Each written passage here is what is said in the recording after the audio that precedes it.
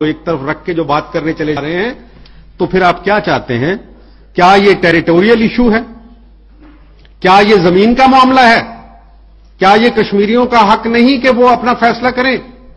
امریکہ جو جمہوریت کا علمبردار اور بھارت جو دنیا کی سب سے بڑی جمہوریت ہے، وہ کیوں اصرار کر رہے ہیں کہ کشمیر کے حصے بکھرے کر دیے جائیں ان کی خواہشات کے برعکس؟ اور کشمیریت 700 سال پرانا ایک جذبہ ہے، آسانی سے آپ اس کو ہٹا نہیں سکتے اپنے مقصد سے۔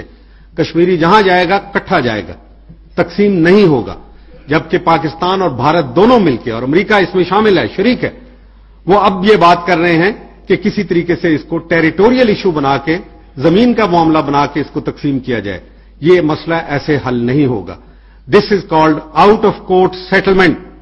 کورٹ جو ہے، عدالت، وہ کشمیری قوم ہے، اور اس کے پاس آپ مقدمہ نہیں لے کے جا رہے، اور آپ وہ چیز کے اوپر لین دین کر رہے ہیں جو آپ کی نہیں ہے، نہ ہندوستان کی ہے، نہ پاکستان کی ہے، نہ امریکہ کی ہے۔ اور اس کے اندر ایک بہت بڑا نقص ہے ہماری ساری اپروچ کے اندر، اور اس کا دیکھیں گے آپ آئندہ آنے والے دنوں میں اس کا اظہار ہوگا۔ لیکن ہمیں من حیث القوم کیا کرنا ہے؟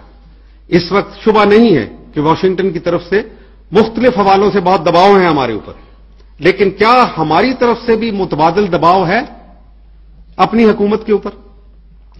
کیا اس سرد جنگ کے لیے جہاں ادارے موجود نہیں ہیں تو کیا قوم بھی موجود نہیں ہے؟